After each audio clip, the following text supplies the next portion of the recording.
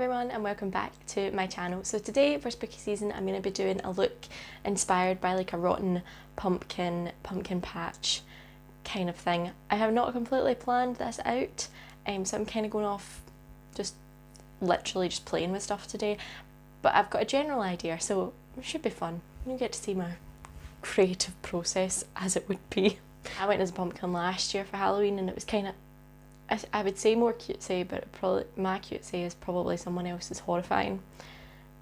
I'll put a picture somewhere. So I went as a pumpkin last year, so I thought I kind of want to do it again this year, but with a completely different take, and make it revolting. Because that's what we do for Halloween. So without any further ado, let's go ahead and get started.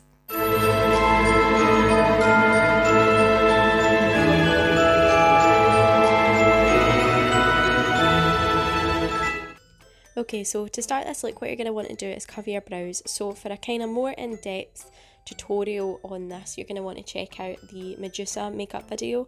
I did a full brow cover on that and I explained kind of what I was doing. Just wanted to include it in this to kind of show you like what it looks like and how to start this video off. But yeah, I've kind of explained it in more detail over in that video, so if you just click the wee eye in the top right hand corner, then you can go and look at that video just to give you a wee bit more information on that.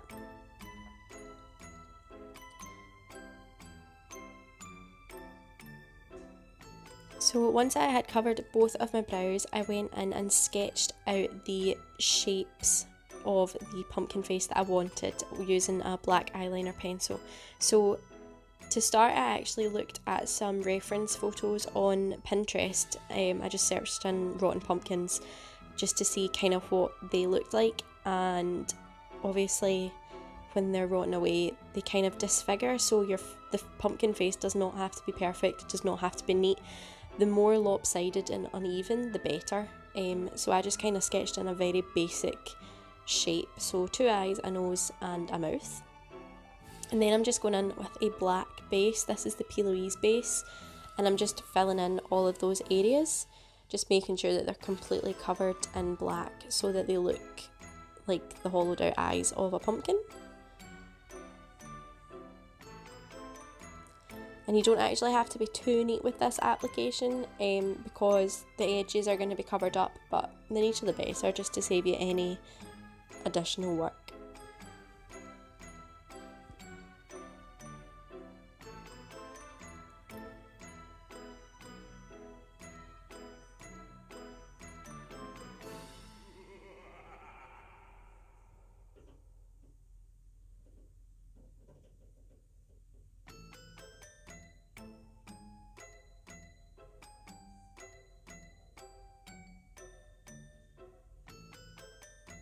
So then once you've filled everything in, you're just going to want to go ahead and set that black base. I just used a black matte eyeshadow, just making sure that everything was covered and set in place. You don't want this slipping about. So yeah, just take extra time just to make sure that everything is set.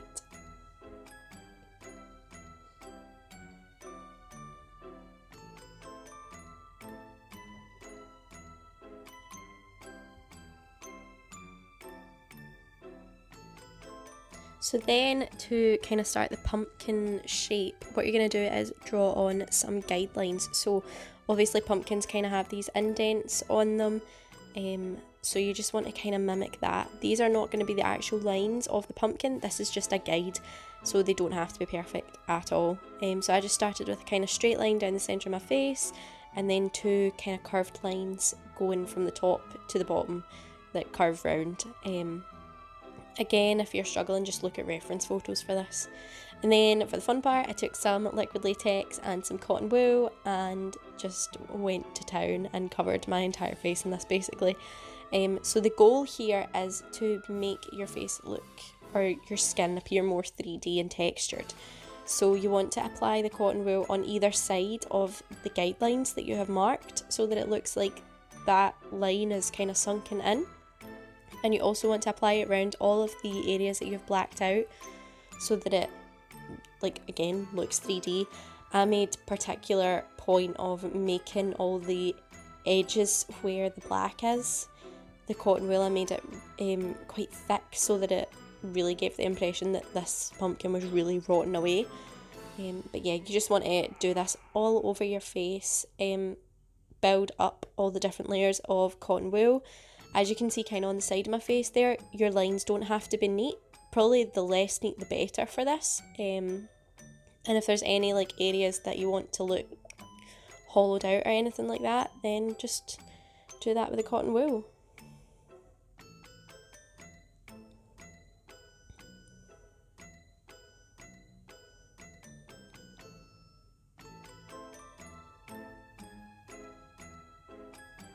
So once you've got that on, you're going to want to start around your eyes. So I wanted one of my eyes to look a bit more droopy and heavier than the other. So this eye I just put a smaller amount of cotton wool on, and again using the same technique. This is a technique that I used in my exposed brain tutorial. I just like this because once you kind of saturate cotton wool with liquid latex, you can really it's really pliable and you can kind of blend it into itself. So it works really well for something like this, and it picks up a lot of texture, which is exactly what we want. So I just made sure to build up around the edges, just to make sure that you haven't like got a one-dimensional face or a one layer kind of face. Like you want different textures and heights and dimension. And this eye I particularly built up the liquid latex around the top, because I just wanted it to look heavier. And then once all of your cotton wool and liquid latex is on, you're just going to want to take something to texturise it with. So I used a black stipple sponge and a wee kind of metal rake and just kind of pressed it into the cotton wool. Because it wasn't completely dry, it kind of takes on any texture that you imprint on it. So yeah, I just kind of went over all the areas with this. And then I'm going in with a dark green and a brown grease paint mixed together, and just filling in any of the hollowed out areas. So these are where we had previously put our guidelines. As you can see, they're not very closed, because in the reference photos that I'd found, like the lines kind of hollow in themselves, and then there's like mould like surrounding those lines that kind of creeps out. It's disgusting, but I mean, it's kind of nature of the beast really. So I just used this to fill out any areas, and then I just went in with an orange grease paint that I mixed up, just using a combination of a burgundy, a yellow and a brown, and I just stippled this all over. I used an orange stipple sponge for this just because again it gives you more texture, and it won't give you a solid colour, which is exactly what you want for this.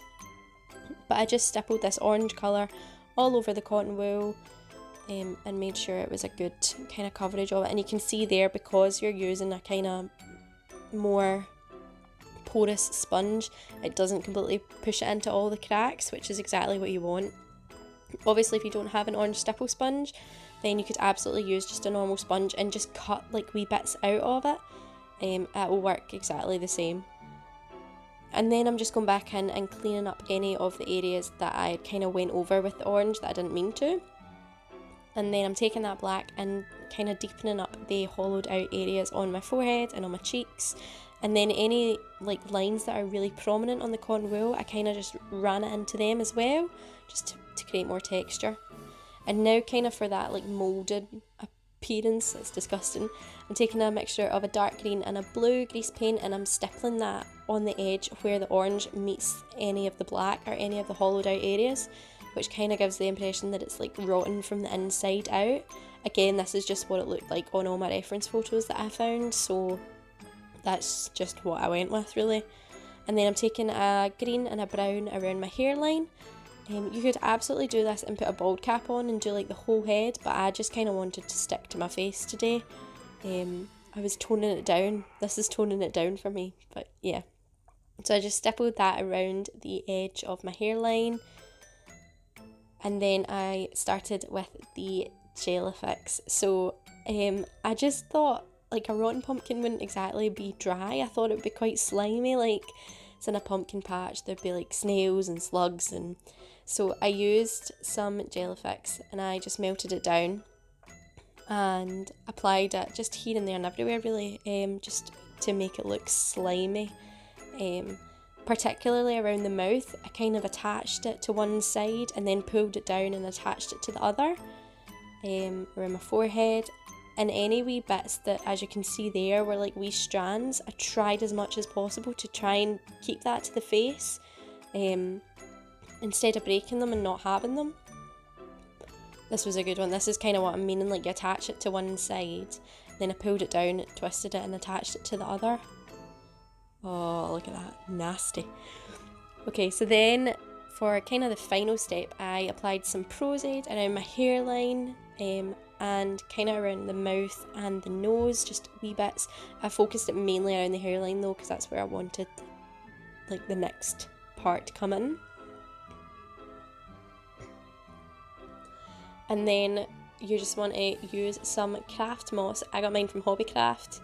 You can pretty much get this in any craft store. You can get it on Amazon. Like, it's not difficult to find. And I just kind of applied this anywhere that I'd put that Pros-Aide.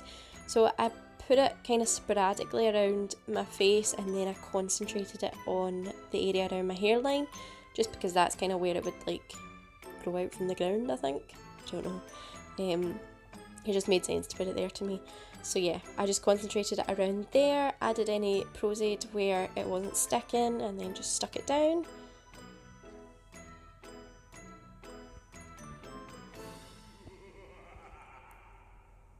And then I tried to mix up like the kind of shapes and textures and colours of the moss as well.